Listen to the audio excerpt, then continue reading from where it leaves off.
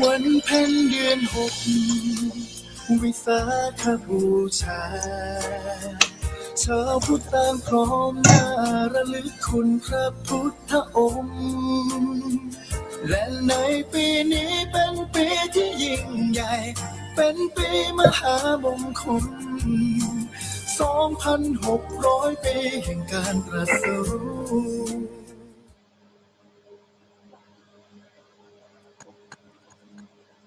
ขอน้อมรับไปกราบขอรับพระเถระเถระทุกท่านทุกรูปกราบขอรับอาจารย์พระครูเกษมพิตรโสพลผู้อำนวยการสถานีกราบขอรับอาจารย์พระครูปริยัติยานุการดร.รองจักรอำเภอเขมราชขอความเจริญในธรรมแก่เพื่อนสาธมิกทั้งหลายเจริญพรญาติโยมสาธุชนทั้งหลายทุกท่านทุกคนที่ติดตามรับฟังรายการธรรมศึกษาบูรณาการทางอากาศที่สถานีวิทยุวัดพิตรโสภารามตำบลแก่งเหนืออำเภอเขมราชจังหวัดอุบลราชธานีเป็นประจำทุกวันจันทร์อังคารพุธพฤหัสศุกร์ตั้งแต่เวลา 20:00 นจนถึง 3:00 นในรายการนี้มีกระผมอัตมภาพพระครูศรีสุตลังการพร้อมทั้งพระอาจารย์พระครูปริยัติยานุการมาทำหน้าที่ในการดำเนินรายการเป็นประจำวันนี้ได้รับความเมตตาจากพระอาจารย์พระครูเกษมพิตรโสพลดูแลภาพและเสียงทางสถานีในเบื้องต้นขออนุโมทนาขอบคุณญาติโยมแฟนรายการทุกท่านทุกคนที่มีอุปการะคุณให้การอุปถัมภ์ทางสถานีอุปถัมภ์กองทุนหนุนกองธรรมอุปถัมภ์บัตรออมบุญอุปถัมภ์ค่ากระแสไฟฟ้ารายเดือนรายปีอุปถัมภ์งานการศึกษาเล่าเรียนงานเผยแผ่งานประพฤติปฏิบัติธรรมงานก่อสร้างสาธารณูปการและงานทั่วไปทุกๆบุญที่เกิดขึ้นจากการให้ธรรมะเป็นทานกะมอบเป็นพรให้ทุกท่านทุกคนที่มีอุปการะคุณได้มีสุขภาพกายใจแข็งแรงมีสติสมาธิปัญญาแตกฉานในธรรมในปฏิภาณในภาษาสำเร็จผลในสิ่งที่ตั้งใจปรารถนาด้วยกันจงทุกท่านทุกคนในเบื้องต้นก่อนจะพูดคุยอย่างกันนั้นกับผมกับผู้ร่วมรายการอีกท่านหนึ่งขอกราบเมตตาครับผม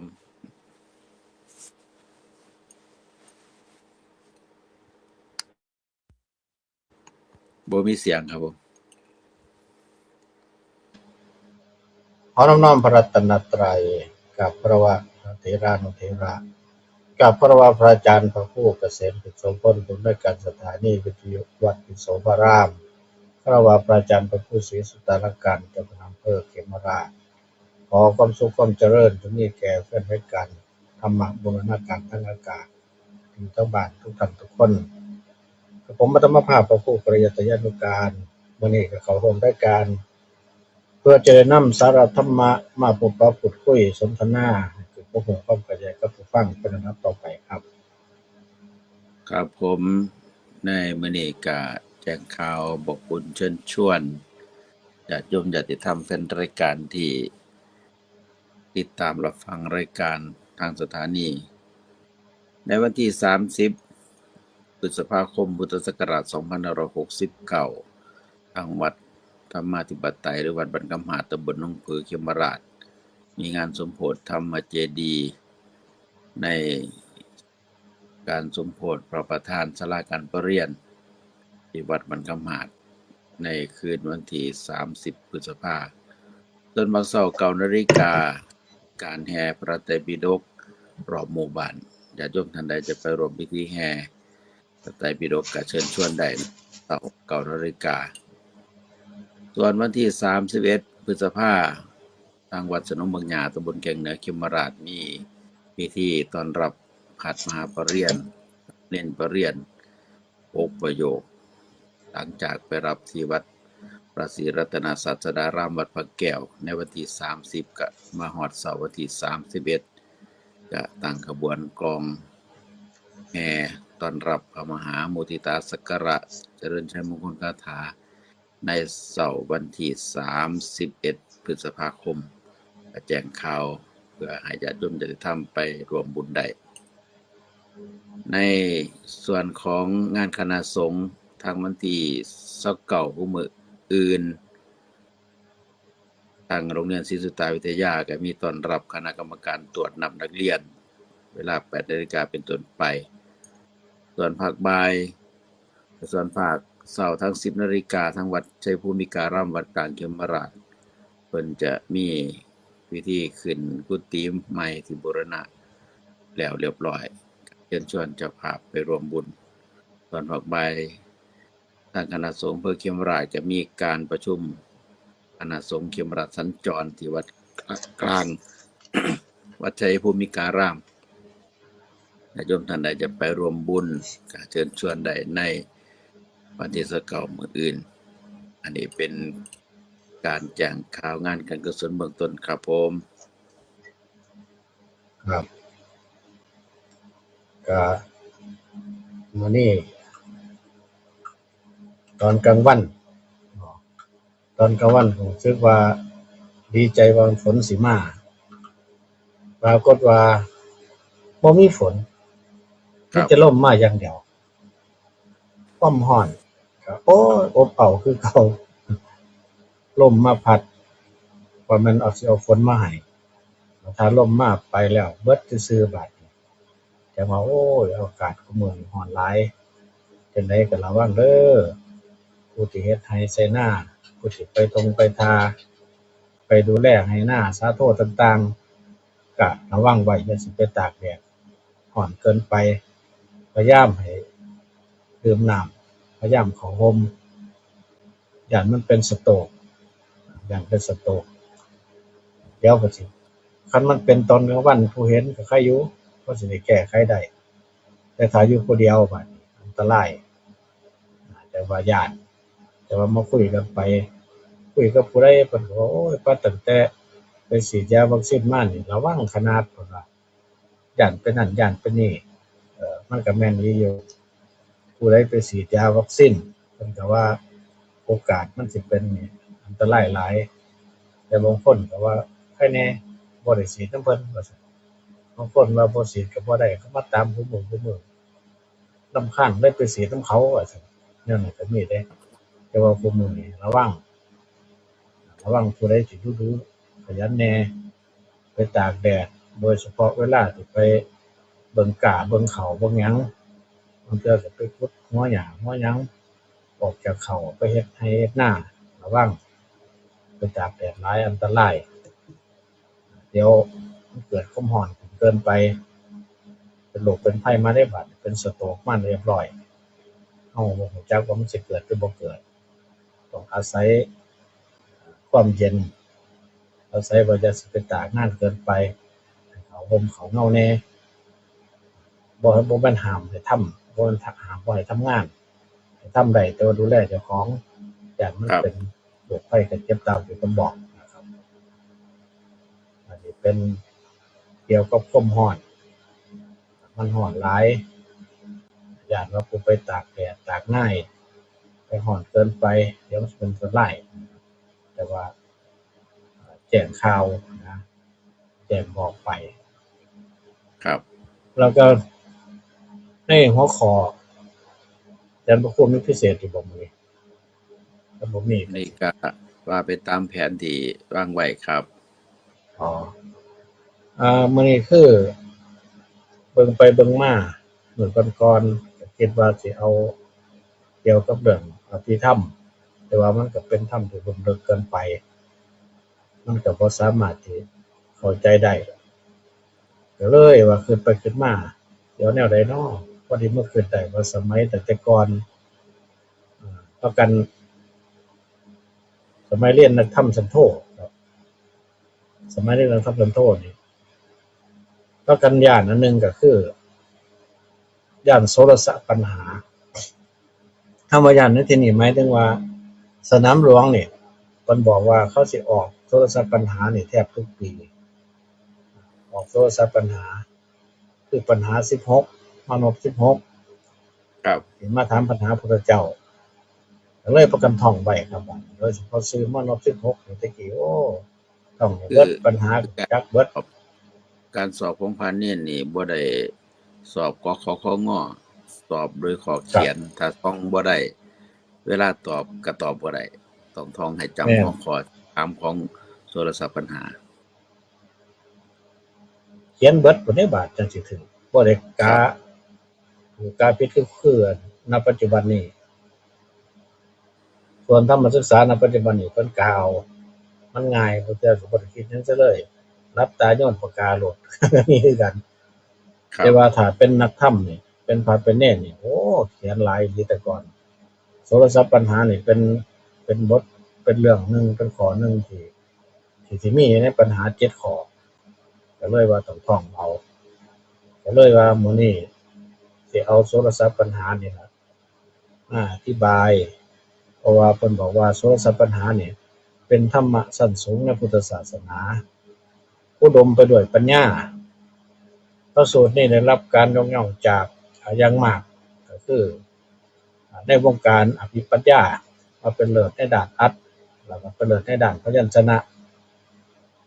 เพิ่นก็เลยกล่าวถึงว่ามนุษย์16คนนี่มาทูลถามปัญหาที่เตรียมด้วย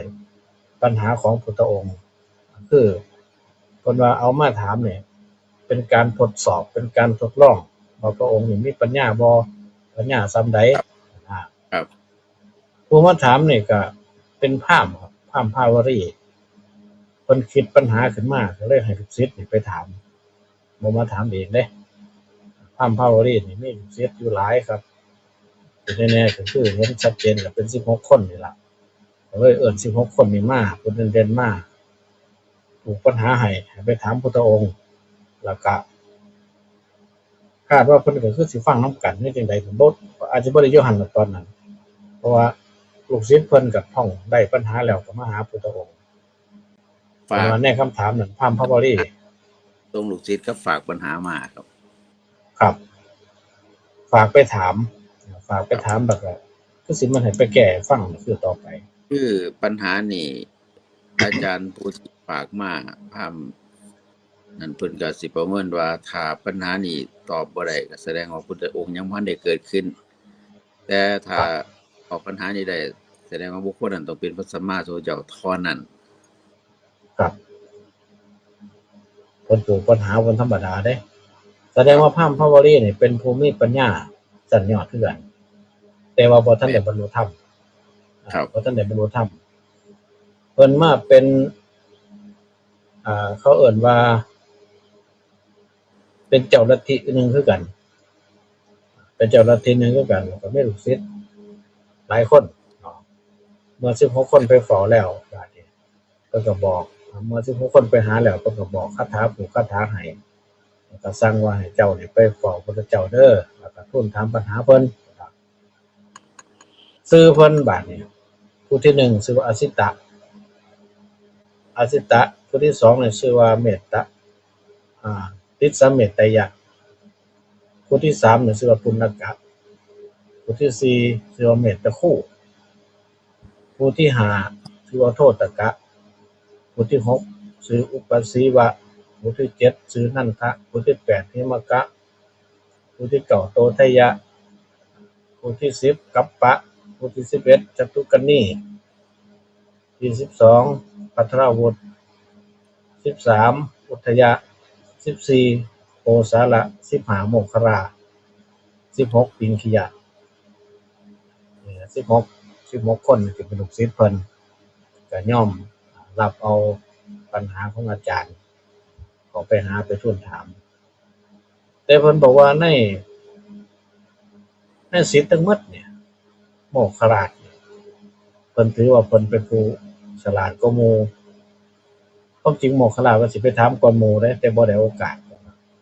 แต่ถามก่อนหมู่บ่ได้โอกาสก็เลยตกไปอยู่ที่15บาดนี้โมคคราช ได้ ผู้ที่1บาดนี้ ได้รับเป็นตะคะด้วยนะไอ้ โมค ตะ คราช คะ บ่ นี่จีวรสมอง ต้อง ถื จี อ วรสมองครับผู้เดินยังของเอิ้นจีวรสมองนี่เป็น สมองเป็นผู้มีจีวรอันปอน จีวรสมอง ครับ สมองก็บ่ซักคนละแน่เนาะ คือจีวร สมอง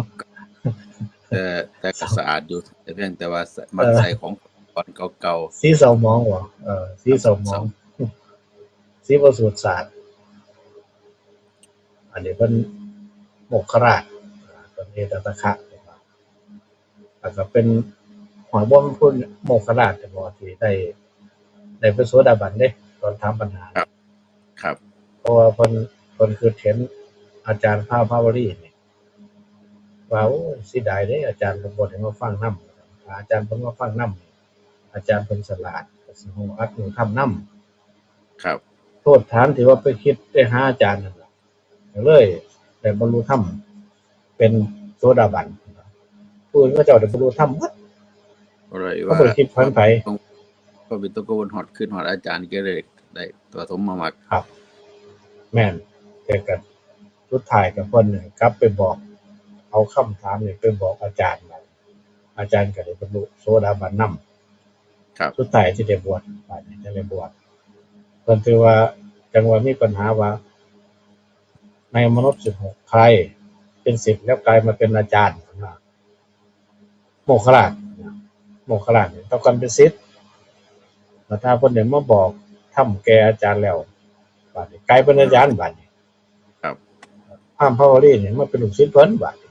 กลับกันพราหมณ์ภาวรีนี่เป็นลุงเพิ่นเด้พราหมณ์เพิ่นนี่เป็นลุงของโมคคลาชครับแต่ว่าเพิ่นว่ากลับกันบัดนี้กลับกันจากศิษย์มากลายเป็นอาจารย์จากอาจารย์มากลายเป็นศิษย์ก็ได้ฮู้ธรรมนำกันมาในปัญหาครับปัญหาข้อที่1อสิตมานพ อสิตมานพเนี่ยเพิ่นเมื่อได้เข้าไปหาพุทธองค์แล้วก็ไปกราบทูลถามปัญหาแก่พุทธองค์ว่าโลกคือหมู่สัตว์ครับโลกคือหมู่สัตว์อิหยังหุ้มห่อไว้ครับโลกคือหมู่สัตว์อิหยังหุ้มห่อโลกไว้โลกบ่แจ่มแจ้งเพราะอิหยังพุ่นว่าหุ้มห่อไว้โลกบ่แจ้งเพราะอิหยังเป็นเครื่องฉาบท่าโลกไว้อิหยังเป็นภัยใหญ่ของโลกนั้นเพิ่นถามปัญหานะถามหลายข้ออันนี้พุทธองค์เพิ่นก็ได้แก้ครับบัดนี้อธิบายตัวโลกคือหมู่สัตว์นี่ก่อนครับบัดนี้อิหยังคือว่าโลกคือหมู่สัตว์โลกคือเป็นโลกกลมๆนะ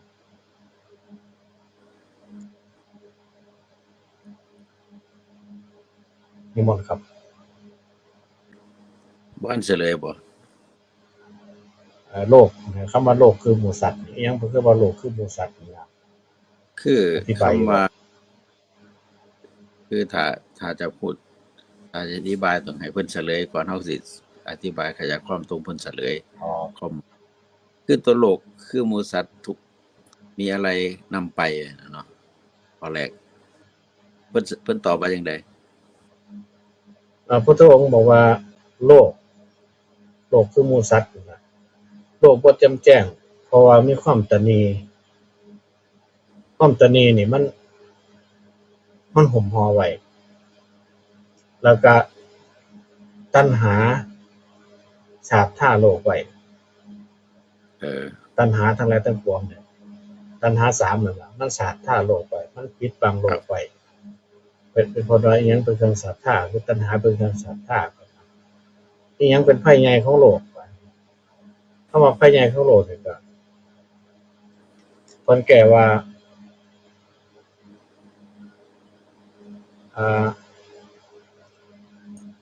ความตายของอิหยังนี่ล่ะอธิบายความหมาย2ข้อก่อนก็ได้ที่ว่าอะไรหุ้มห่อไว้คือโลกคือหมู่สัตว์อันใดหุ้มห่อไว้อิหยังฉาบท่าไว้หุ้มห่อโลกคือหมู่สัตว์หุ้มห่อโลกคือหมู่สัตว์บัดนี้นั่นนี่เพิ่นแจ้งว่าโลกบ่แจ่มแจ้งเพราะว่าความตณีมันฉาบท่าไว้แสดงว่าโลกตัวนี้ต้องเป็นคนอย่างเดียวจังสิมีความตณีชัดเจคือน มันคนตาบอดบ่เห็นหงบ่เห็นทางไปโดยว่าตาบอดพร้อมความมืดครอบงำพร้อมถึงบ่บอดแต่ว่าคันโลกมืดก็บ่จักทางไป แต่ความหมายที่เพิ่นตอบก็คือว่าความตนีเนี่ยมันปิดบัง ตาปัญญามันเป็นตัวตัณหาที่เฮ็ดให้บ่เปิดใจบ่เสียสละบ่เห็นทางที่จะไปถ้าพูดถึงว่าความตนีครอบงำบ่ให้เพราะความตนีบัดนี้ตัวความตนีมันก็เป็นตัวปัญหาอุปสรรคในการจะก้าวไปสู่มรรคผลพระนิพพานเพราะว่ามันปิดบัง ถ้าจะให้ไปสู่เป้าหมายแห่งบรรลุมรรคผลพระนิพพานต้องชำระความตนีให้เบิดไปเบาไปหรือว่าเบิดไปจังจะเปิดตาคือปัญญาว่าโอ้ตัวการตีในเฮาบ่กล้าให้บ่เสียสละบ่น้อมที่จะบริจาคแต่แม้แต่วัตถุภายนอกก็ย้อนความตนีนี่เองเพราะนั้นเฮาสิข่มความตนีทำลายความตนีแล้วจังจะบริจาคทั้งภายนอกและภายในอันนี้แจ้งแล้ว แจ้งแล้วบ่เสียดาย ครับ พระโพธิสัตว์ไปเวทสันดรนี่ก็ให้ทั้งลูกและเมียบ่ตนีเพราะเป้าหมายคือสัมมาสัมโพธิญาณเพิ่นบ่มืดเพิ่นบ่เป็นห่วงเพิ่นบ่มาตกอยู่ใต้อุปสรรคของความตนีกล้าให้เสียสละได้เพราะว่าเป้าหมายมันสูงส่ง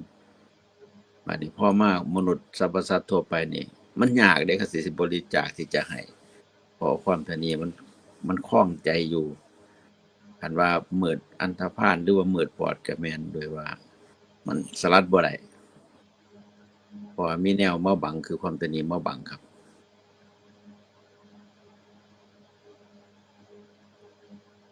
แล้วก็ต่อมาบัดนี้พระองค์ตรัสอีกว่า ตัณหาเป็นเครื่องฉาบท่าโลกไว้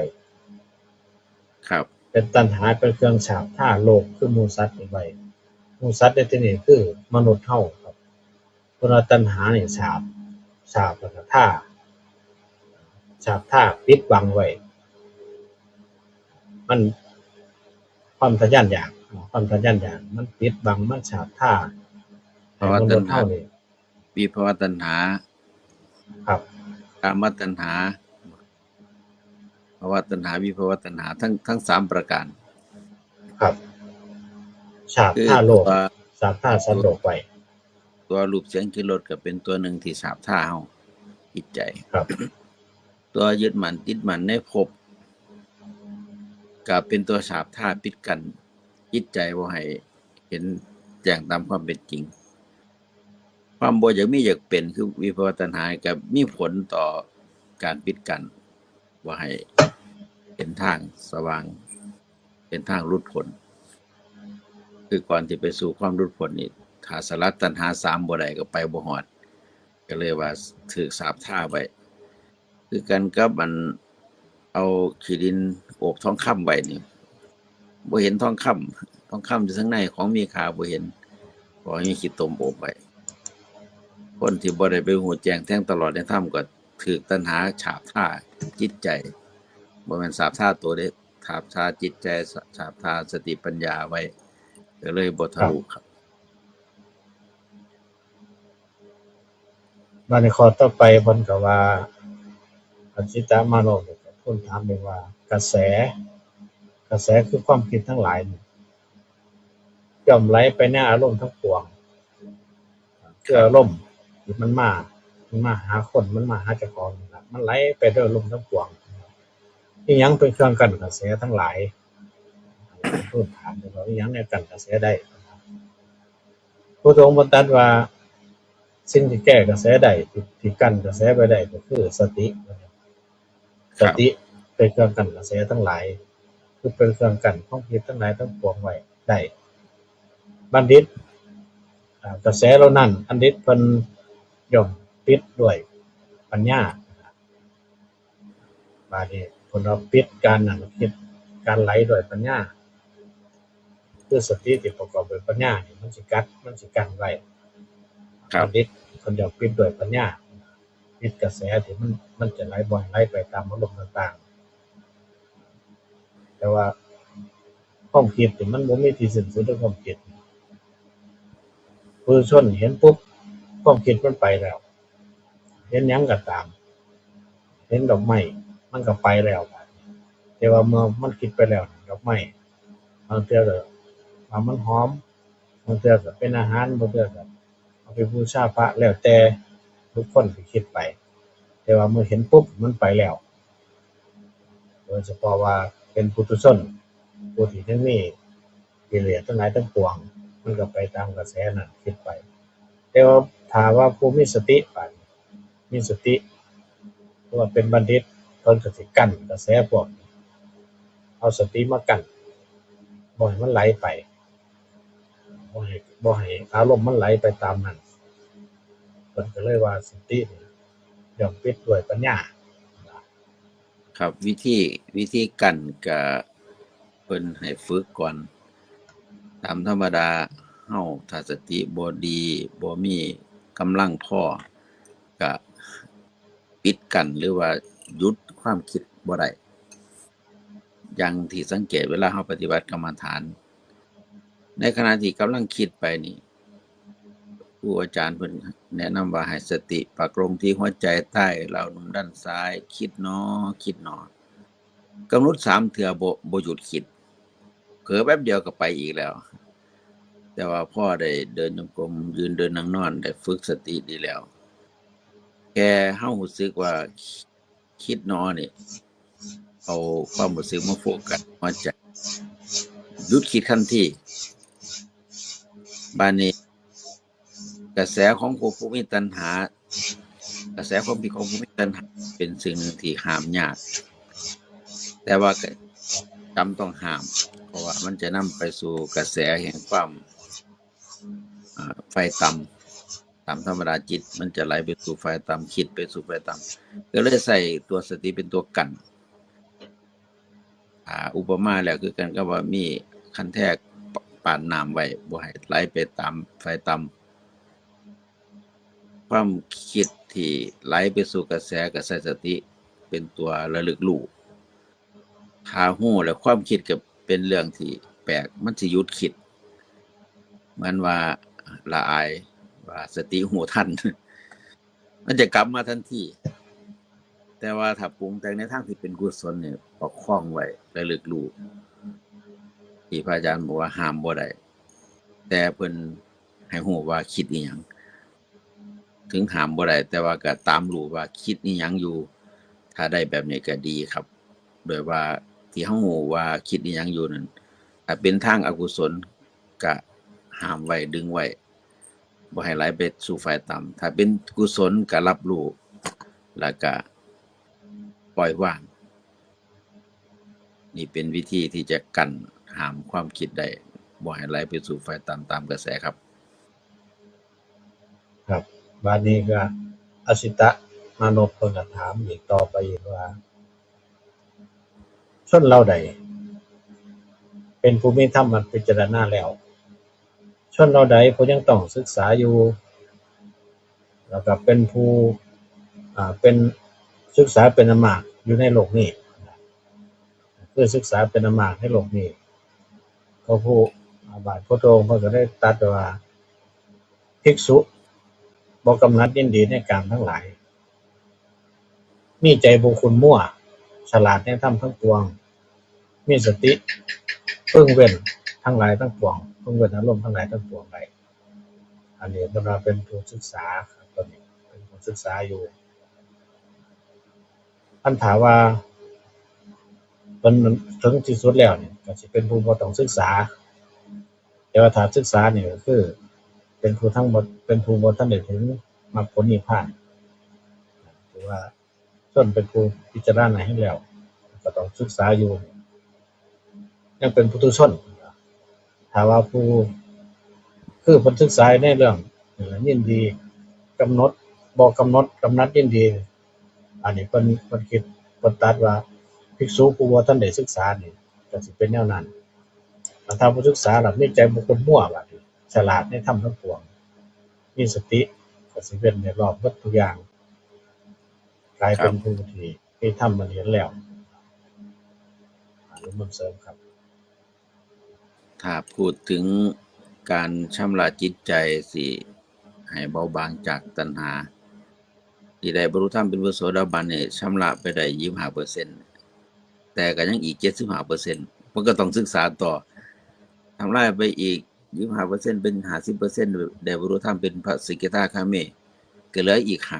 50%ก็ต้องศึกษาต่ออีกศึกษาเพื่อดับตัณหาถ้าได้บรรลุธรรมเป็นพระอนาคามีทำลายตัณหาได้อีก25%เป็น75%ก็เหลืออีก25%ก็ต้องศึกษาต่อเพื่อทำลายตัณหาอีก25%จนกว่าทำลายตัณหาได้อีก25%ได้บรรลุธรรมเป็นพระอรหันต์ครบ 100%ตอนนี้ล่ะการค้นขวายเพื่อทำความเพียรไปสู่ความหลุดพ้นจบลงเพราะว่าตัณหาทำลายหมดแล้วเหมือนว่าเขาเดินทางไปสู่เป้าหมายถึงจุดหมายแล้วบ่ต้องเดินทางต่อไปอีกคำว่าบ่ศึกษาก็คือว่าบ่ต้องทำความเพียรเพื่อหลุดพ้นอีกเพราะว่ามันหลุดพ้นจบทั้ง4ขันธ์แล้ว อันนี้ให้ญาติโยมความหมายว่าศึกษากับบ่ศึกษาไปคือจังเฮาเดินทางบ่ทันฮอดสถานที่ที่เฮาจะไปบ่ทันฮอดเป้าหมายก็ต้องเดินทางต่ออีกผู้ที่บ่ทันเบิดกิเลสก็ต้องศึกษาขวนขวายทำความเพียรทำความดีเพื่อทำลายตัณหาเมื่อทำลายตัณหาจบครบ 100% ตอนนั้นอยากเศร้าก็เศร้าได้เพราะว่าเฮาจบแล้วอันนี้คือความหมายครับเป็นพระเสขะเป็นพระอเสขะตัวนี้วันนี้คำว่าเป็นพระเสขะผู้ต้องศึกษาอันนี้ชัดเจนศึกษาเพื่อบรรลุธรรมขั้นสูงขึ้นไปแต่ถ้าเป็นพระอเสขะเป็นพระอรหันต์แล้วบัดนี้เพิ่นว่ากิจที่ต้องทำเบิดแล้วแต่ว่าคนที่มีกิจอันหนึงได้บัดนี้พระอรหันต์กิจที่เพิ่นจำเป็นต้องทำคือให้บรรลุเบิดแล้วครับสุดแล้วแต่ว่ากิจที่ต้องเผยแผ่เนี่ยยังมีอยู่บัดนี้แม้แต่พระองค์คือกันเพราะเพิ่นเมื่อว่าเป็นพระอรหันต์แล้วเพิ่นเป็นพระสัมมาสัมพุทธเจ้าแล้วเพิ่นก็ยังต้องรับภาระก็คือนี่ล่ะเอาพระธรรมวินัยไปเผยแผ่ให้บุคคลทั้งหลายทั้งปวงที่บ่เห็นให้เห็นบุคคลทั้งหลายทั้งปวงที่บ่ฮู้ให้ฮู้ให้บรรลุธรรมตามให้บรรลุตามพระองค์ไปเป็นหน้าที่พระอรหันต์คือกันบัดนี้เพิ่นบ่ต้องศึกษาแล้วแต่ว่าเพิ่นก็ต้องมีภาระคือกันคือต้องนำธรรมะนี่ไปให้ผู้อื่นฮู้ให้ผู้อื่นประพฤติปฏิบัติตามแต่ว่าเป็นการเผยแผ่พระศาสนาเป็นโดยตำแหน่งเป็นโดยตำแหน่งคืออะไรเป็นโดยหน้าที่โลดนะโดยสมัยก่อนโดยพุทธินัยครับเพราะว่าพระองค์เพิ่นได้ตรัสไว้แล้วว่าภิกษุทั้งหลายคนบ่ให้ไปในทางเดียวกันทั้ง2รูปที่ส่งไปทางไปผู้เดียวจุดแรกส่งไปประกาศศาสนาที่แรกครั้งแรกบ่ให้ไปทางเดียวกันทั้ง2รูปให้ไปรูปเดียวเพราะว่าคนทั้งหลายทั้งปวงนี่ผู้บ่ฮู้เรื่องธรรมวินัยเรื่องพระธรรมนี่ยังมีหลายเพิ่นก็ได้ไปเผยแพร่ฉะนั้นหน้าที่นี่ถือว่าเป็นหน้าที่โดยตรงของพระสงฆ์ในสมัยนั้นเป็นพระอริยบุคคลก็ตามเป็นพระโสดาสกิทาอนาคาก็ตามเพิ่นก็สิไปตามหน้าที่ของเพิ่นก็เพิ่นปฏิบัติไปแต่ส่วนมากความหมายที่พระพุทธองค์ทรงไปประกาศศาสนาเพิ่นก็บอกพระภิกษุว่าเฮาประพฤติพรหมจรรย์จบแล้วทั้งเบื้องต้นทำกลางที่สุดหน้าที่เฮาก็คือไปประกาศพรหมจรรย์ไปประกาศแนวทางในการปฏิบัติเพื่อนำไปสู่ความหลุดพ้นเพราะว่าที่ส่งไปทั้งเบิดเนี่ยเป็นผู้หลุดพ้นเบิดแล้วบัดนี้หน้าที่ที่จะค้นคว้าเพื่อศึกษาบ่มีอีกแล้วแต่ว่าหน้าที่ที่เผยแพร่แนะนำการประพฤติพรหมจรรย์ให้แก่ผู้ท่านได้บรรลุนี่เป็นหน้าที่ของสาวกพร้อมทั้งได้ประกาศศาสนาพร้อมที่สำคัญก็คือได้ขนสรรพสัตว์ให้หลุดพ้นจากความเป็นทุกข์เดินตามว่าซั่นผู้ไปถึงก่อนแล้ว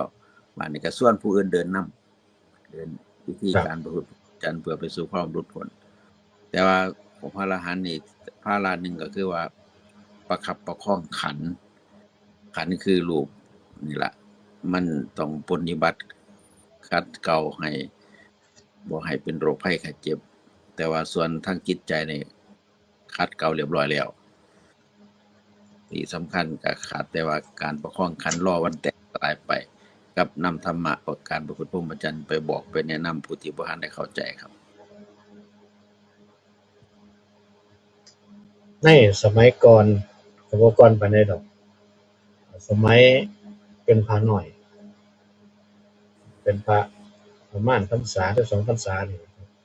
ครับ ผมก็ได้ยินทั้งครูบาอาจารย์บางรูปเพิ่นกล่าวเพิ่นเว้าไว้ว่าตราบใดที่เพิ่นบ่เป็นพระอรหันต์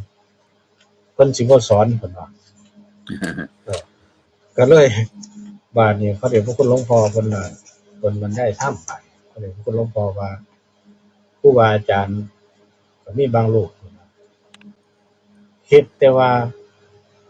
ที่ประพฤติปฏิบัติให้ได้ให้บรรลุพระอรหันต์ซะก่อนจั่งสิไปหาสอนคนเพิ่นก็เลยว่าถ้าผู้ใดคิดแนวนั้นคิดบ่ถูกเพิ่นว่าคิดบ่ถูกเพราะว่าจักยามใดสิได้เป็นพระอรหันต์การไปสอนบ่ว่าสอนหลักธรรมบ่ว่าสอนการประพฤติปฏิบัติอิหยังนี่มันก็เป็นบุญคือกัน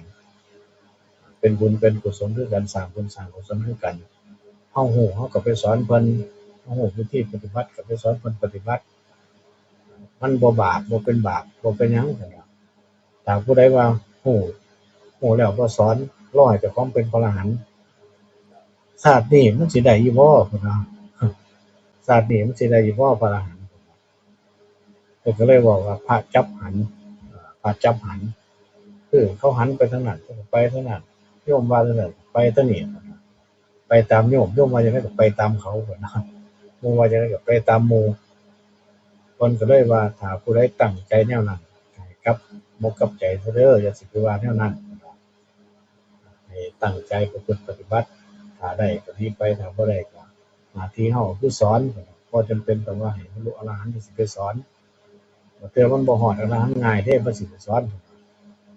ตายก่อนบ่ได้สอน บำเพ็ญบารมีไปอย่างตายก่อนผู้สอนนักธรรมสอนไปอย่าสิไปคิดว่าบ่เป็นพระอรหันต์สอนบ่ได้บ่แม่นพุ่นว่าคือเฮาทำหน้าที่ไป คือตามที่สังเกตเนาะก่อนที่เฮาเรียนเฮาก็บ่ฮู้พอมาเรียนเฮาฮู้แต่ก็ฮู้บ่ทันได้ละเอียด ครับ ตอนสิฮู้ละเอียดนี่ตอนมาสอนนี่ครับ แม่น ในสมัยเป็นนักเรียนนี่ครูสอนเฮาเนี่ยเฮาก็ฟังแล้วก็ เข้าใจบ้างบ่เข้าใจบ้างแต่ว่าตอนที่ไปเป็นครูสอนตอนที่ไปเทศน์ไปบรรยายเขานี่ต้องไปค้นคว้าต้องศึกษาให้ละเอียดเพื่อเขาถามเพื่อจะอธิบายให้ผู้ฟังเข้าใจนี่ตอนนี้จังแตกฉานครับ เพราะนั้น ครับ จึงเป็นอุปการะเป็นอย่างยิ่ง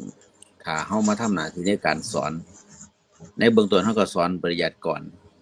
ส่วนปฏิบัติมันเชื่อมหากันเองอยู่แล้ว เพราะว่าในการภาคปริยัติกับปฏิบัติมันต้องมาคู่กัน เมื่อเรียนปริยัติแล้วก็ต้องนำไปสู่ภาคปฏิบัติ แต่เฮาก็ได้ปฏิบัติ2อย่างทั้งภาคปฏิบัติก็ได้สอนภาคปริยัติก็สอน ก็เลยเฮ็ดให้เฮาแตกฉาน เป็นว่าเฮาได้ทั้งประโยชน์ ในขณะที่เฮาสอนเฮาก็เรียนไปนำซ้ำเฮาฟังเฮาไปเทศให้ผู้อื่นฟังเฮาก็ฟังเฮาก็ได้อัดได้ทำไปในขณะที่เทศน์ผู้ที่เทศน์แล้วได้บรรลุธรรมก็มีหลายเด้ครับทำหน้าที่สอนเขาแต่ว่าได้บรรลุธรรมก็มีหลายโดยว่าในขณะที่สอนน่ะได้สติได้สมาธิได้ปัญญาเห็นบ่เวลาเฮาบรรยายไปปีติเกิดความลึกซึ้งในสิ่งที่เฮาบรรยายไปจนได้บรรลุธรรมจนได้เกิดปีตินั่นก็คือผลจากการทำหน้าที่การสอนก็เป็นการเพิ่มบุญอีกแบบหนึ่งเป็นการเพิ่มปัญญาบารมีอีกแบบหนึ่งซ้ำเฮาได้เงินเก็บไว้แต่บ่ใช้กำไรสิเกิดบ่ไปค้าไปขายบาดนี้เฮาได้ทุนคือความรู้มาเล็กน้อยคือได้มาประมาณครึ่งหนึงนำไปสู่การถ่ายทอดได้กำไรเพิ่มเด้ครับความรู้เนี่ยได้กำไรเพิ่มแถมได้บุญจากที่เฮาไปสอนเพิ่นอาจจะปฏิบัติดีปฏิบัติชอบบ่ได้บุญตัวนั้นนำเท่ากับว่ามีทุนเอาไปต่อกำไร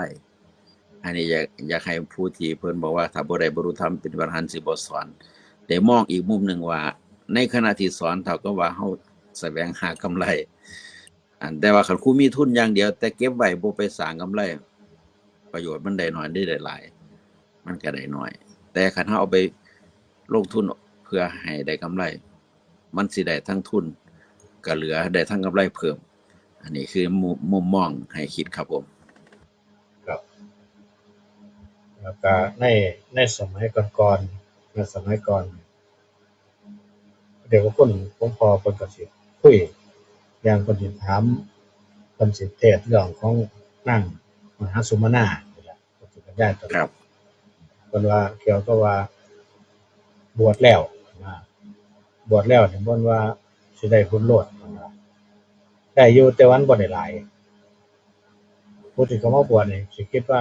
บวชเป็นพระภิกษุแล้วก็สิได้ผลโลดมันก็แม่นอยู่ได้อยู่แต่ว่ามันบ่หลายเพิ่นว่าถ้าอยากได้เฮ็ดใส่เอาบัดนี้ทำบุญทำกุศลใส่เอาเฮ็ดจั่งใดแหน่ก็รักษาศีลเจริญภาวนาให้ทานเป็นเบื้องต้นเพิ่นก็เทศน์ว่ามหาสมณะยังเพิ่นกล่าวตะกี้นะเพิ่นว่าบางคนมีศีลเสมอกันมีธรรมเสมอกันแต่ว่าผู้หนึ่งให้ทานแต่ผู้ที่สองนี่มีศีลเสมอกันมีธรรมเสมอกันแต่ว่าบ่ให้ทานสองคนนี่ตายแล้วสิไปเป็นจังไดเพิ่นถามนะเป็นคำถามสมัยก่อนเลยว่าอันนี้เพิ่นได้ผู้คนเพิ่น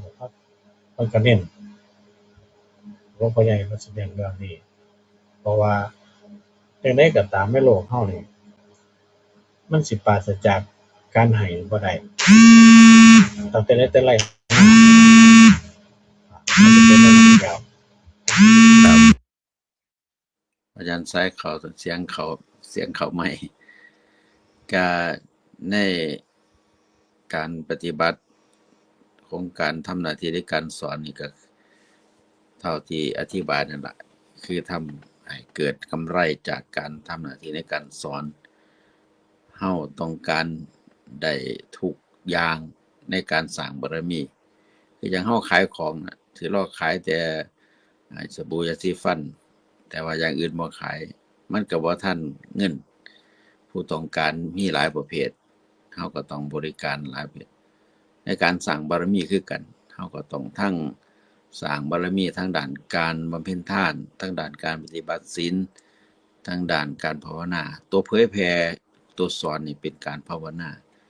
เฮาท่านทั้งหลายที่ได้ฟังเทศน์ฟังธรรมก็ได้ภาวนาก็ทำบุญครบไตรเหตุทั้ง3ประการท่านสิ้นภาวนาก็ได้ประโยชน์อันนี้จึงเป็นส่วนหนึ่งที่ฝากไว้ถึงการสร้างสมบารมีสำหรับในส่วนของเนื้อหาสาระที่ได้กล่าวมาญาติโยมญาติธรรมทั้งหลายผู้ใดจะทักทายทางรายการ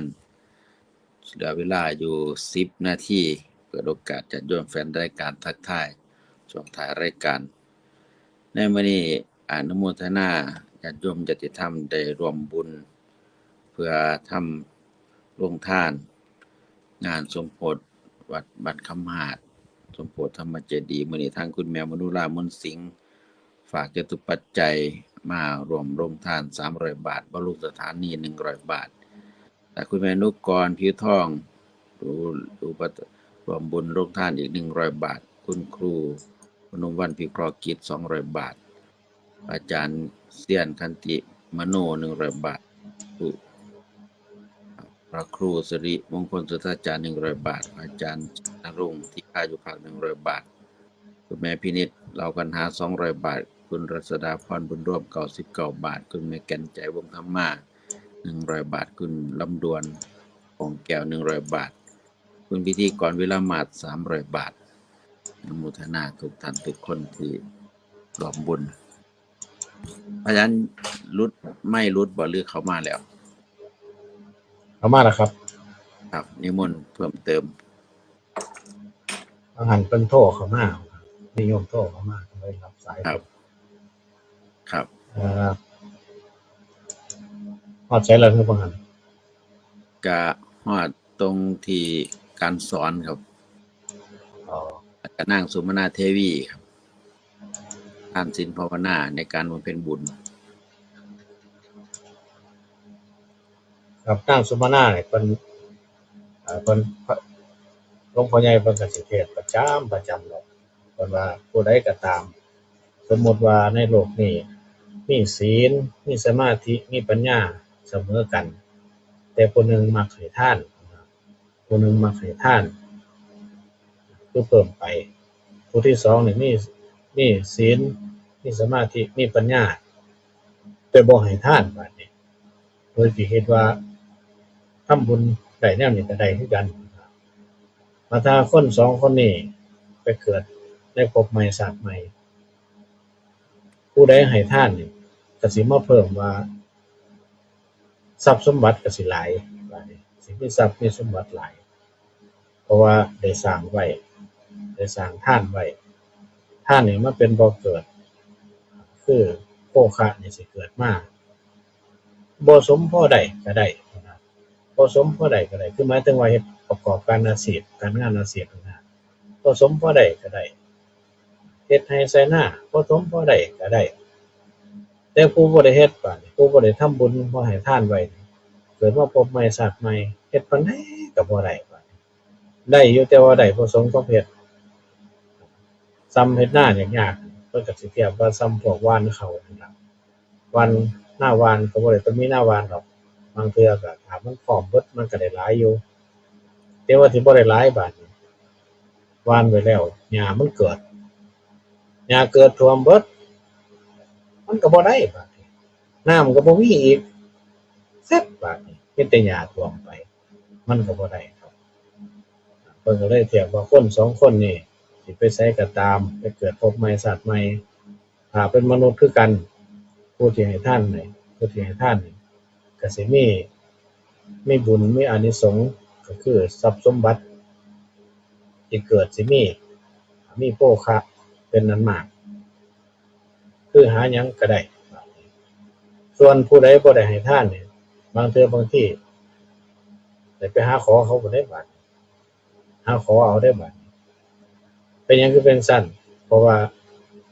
บุญบ่มีตัวนี้แม้แต่ว่าผู้ที่มีบุญเป็นอรหันต์แล้วบุญญาฤทธิ์ก็ยังบ่เกิดก็มีครับผู้บ่ให้ทานก็คือพาหิยะทารุจิรยะเป็นพระอรหันต์แต่ว่าบุญญาฤทธิ์บ่มีส่วนพวกอื่นเนี่ยทำบุญไว้แล้วได้ถวายผ้าไตรได้มอบผ้าไตรให้หมู่อธิษฐานถวายผ้าไตรไว้ให้พระภิกษุสงฆ์เมื่อเพิ่นได้พ้อพระพุทธเจ้าเป็นพระอรหันต์แล้วเพิ่นก็ว่าบุญบารมีเกิดบุญญาฤทธิ์เกิดผ้าไตรจีวรก็ร่องลอยมาสวมร่างกายในขณะที่เพิ่นขอบวชสิมาสวมร่างกายโลดอันนั้นคือบุญญาฤทธิ์เพิ่นมีแต่ทั้งนั้นทั้งนี้บัดนี้คำว่าบุญญาฤทธิ์อันหนึงก็หมายความว่าเพิ่นมีไว้แล้วก็มีเด้อย่างเช่นว่าเพิ่นมีผ้าไว้แล้วเพิ่นสิไปขอบวชเมื่อพุทธองค์ให้บวชพระองค์เก่าได้เฮ็ดภิกขุแล้วก็เลยผ้านี่เอาผ้าที่เจ้าของมีนั่นล่ะห่มไปโลดเพราะว่าผ้าแต่กี้เป็นผ้าย้อมฝาดผ้าย้อมฝาดก็คือสิเป็นผ้ามีเสาหมองผ้าย้อมฝาดก็สิบ่เป็นแบบสีหลากสีดอกเป็นสีใดสีหนึ่งอาจจะเป็นโทนสีขาวแต่ว่าก็ไปทำให้มันเป็นสีมนต์สีหมองขึ้นมาเพิ่นก็ผ้าย้อมฝาดก็มานุ่งมาห่มได้อันนั้นก็ถือว่าเป็นบุญคือกันแต่ว่าผู้บ่มีบุญนี่ก็นั่นล่ะพาหิยะนี่เพิ่นบ่มีบุญครับเพิ่นเกิดมาแต่เพิ่นก็บ่มีผ้าเด้เพิ่นนุ่งผ้าเปลือกไม้เพราะว่าเห็นเขาว่าเพิ่นเป็นพระอรหันต์เพิ่นก็เลยถือว่าเป็นอรหันต์อีหลีบัดเพิ่นเลยว่าจากนี้ไปบ่เฮ็ดหยังสิเป็นพระอรหันต์ตามเขาว่านี่ล่ะแต่ว่าหมู่เพิ่นเคยเป็นพระนำกันแต่กี้เพิ่นก็เลยมาบอกว่าที่ท่านเฮ็ดอยู่นี่ท่านบ่ได้เป็นอรหันต์เด้อเพิ่นว่าถ้าท่านเป็นอรหันต์ฌานท่านอยู่ไสวิปัสสนาท่านอยู่ไสสถานเดินจงกรมท่านอยู่ไสท่านเฮ็ดแนวนี้บ่ถูกเพิ่นว่าตอนนี้พุทธเจ้าเกิดขึ้นแล้ว พิ่นอย่างนี้เลยเข้ามาพุทธเจ้านี่จึงเกิดความละอายครับเกิดความละอายก็ได้ถามว่าอยู่ไสพุทธเจ้าอยู่ไสเพิ่นก็บอกว่าพูนอยู่มหาวิหารของเชตวันมหาวิหารไปหาเพิ่นว่าเพิ่นเกิดแล้ววัดขึ้นมาแล้วพายอย่างก็จังได้ตัดสินใจบัดนี้ไปหาพุทธเจ้าเพิ่นว่าแล่นข้ามคืนแล่นเข้ามาแล่นข้ามคืนนี่ก็หนึ่งก็คือเป็นอานุภาพของเทวดาผู้ที่เป็นหมู่นั่นล่ะเป็นเทวดาผู้เคยเป็นหมู่กันนั่นล่ะซอยครับแล่นข้ามคืนคันคนธรรมดาให้เฮาเจ้าข่อยโอ้ยมันก็สิแล่นได้ส่ำใดบาดคันบ่มีอิทธิฤทธิ์ต่อไปจนมาด้วยฤทธิ์ของเทวดาเป็นผู้เฮ็ดให้เพิ่นแล่นเบิดคืนแกล้งมาก็ไปพ้อพุทธองค์แต่ว่าเพิ่นก็เข้าไปถามว่าที่วัดว่าพุทธองค์อยู่ไสเพิ่นว่าพุทธองค์ไปบิณฑบาตเพิ่นก็จังแล่นไปหาอีกจังได้ไปจับขาจับแขนพุทธองค์ให้พระองค์แสดงธรรมให้ฟังเมื่อพระองค์แสดงธรรมน้อยเดียวนึงเห็นก็สักแต่บ่เห็นได้ยินสักแต่ว่าได้ยินส่ำนั้นเพิ่นก็บ่รู้ธรรมแล้วฮู้แล้วแต่ว่าฮู้แล้วทันทีว่าสิได้มีบุญญาฤทธิ์ผัดกลับบ่มีบาดนี้นี่คือเพิ่นบ่เคยทำบุญไว้บ่เคยถวายผ้าไตรจีวรให้แก่พระภิกษุนำกันอันนี้ก็สำคัญคือกันในตัวนี้มันเป็นการบอกเตือนผู้ประพฤติปฏิบัติกันว่าคือเฮามันบ่ถึงนิพพานพบนี้พบหน้าไว้มันต้องสิได้